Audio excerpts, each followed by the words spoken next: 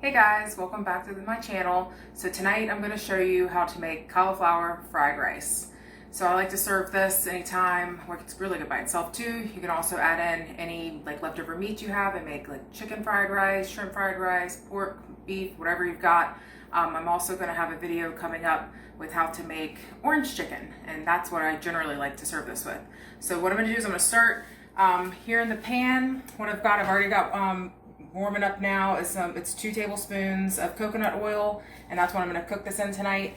And then here I have 2 packages of cauliflower rice, and this is already thawed pretty much. It was frozen. I planned to make this yesterday and then decided not to, so I'm going to go to put that in the pan. This is 20 ounces of the cauliflower rice, and of course you could grate this up yourself with fresh cauliflower. I like the frozen. To me, it just seems a little bit easier. Life is very busy. So what I'm going to do is I'm going to brown this up for a minute, and then I will come back to the next phase. Okay, so this has been sauteing for about 3 minutes now.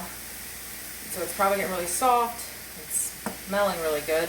I also like to have this so some of the moisture will evaporate, since it is frozen. It'll have a little bit more moisture than it would if it were fresh.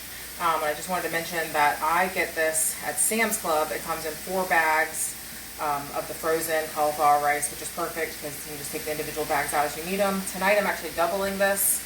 Last time I made this, we ate it the very first night, and we were sad there wasn't any leftovers, so I'm doubling the recipe tonight.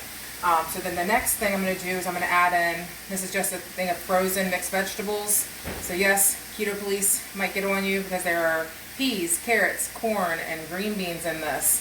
But when I put this into Carb Manager to figure out the carb count for this whole batch, this will make about 6 servings. And it actually, for this whole thing, will come out to only 4 carbs. Which is not that bad in the scheme of things. I also like to remind myself that carrots, corn, and peas did not make me fat. It was all the other stuff that I was eating. So every once in a while I will have this. As you can see, there's not much. So in 1 serving, it's very, very, very little. Again, this is not something I eat every day, but for the fried rice, it adds the nice little texture and the flavors that I like. So as this continues to saute, I'm going to go ahead and add in a little bit of garlic. And I really like garlic, so I'm doing 2 tablespoons of the garlic.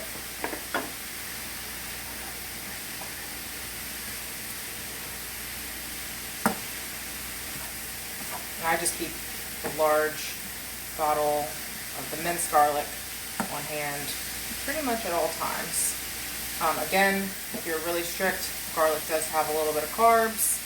Again, when I put this in the Carb Manager, it comes out to 4 carbs for 1/6 of this whole pan. So the next thing I'm going to do is I use the Bragg's liquid aminos, and this is basically like it's a soy sauce alternative. So same thing, like you can get, the vanilla alternative, same thing for this. So this, I'm going to start with 1 tablespoon there, 2 tablespoons, I'm going to finish with 3. So this pretty much goes to give it kind of the taste of the soy sauce, a little bit of that saltiness, and then also the color that I feel like we all expect when we see fried rice. And so mine, I got this set on high. Our stove is a little bit different. It doesn't cook as great on like the medium high setting. So of course, adjust yours as needed. This is looking and smelling really, really good. So now I'm going to probably let this saute for another 2 to 3 minutes, and I'll come back and show you what I do to incorporate the eggs for the finishing touches of the fried rice. Okay, so now this is looking great. It's smelling wonderful. I really wish you could smell it. I'm going to add in a little bit of pepper, just regular black pepper. Of course, you can add any other spices you want. This is a very simple recipe. You can spruce it up more if you would like. I do recommend using the G Hughes sweet chili sauce to accompany this. Whenever if you add meat to it or using it as a main dish. And so now, one of the last things that I do is I crack a few eggs on it, and I'm going to show you how to do that. It's right on top.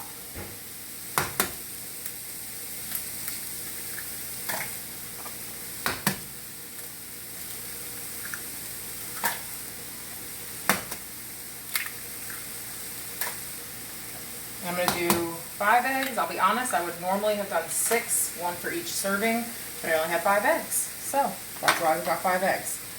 So now what I do is I take a fork and I just start spinning it in. Kind of scrambling it a little bit right in each of the sections. I let it sit for a minute.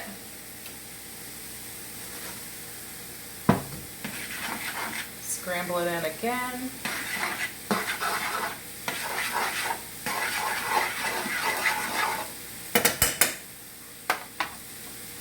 Now I'm just going to continue to turn all this, keep stirring it.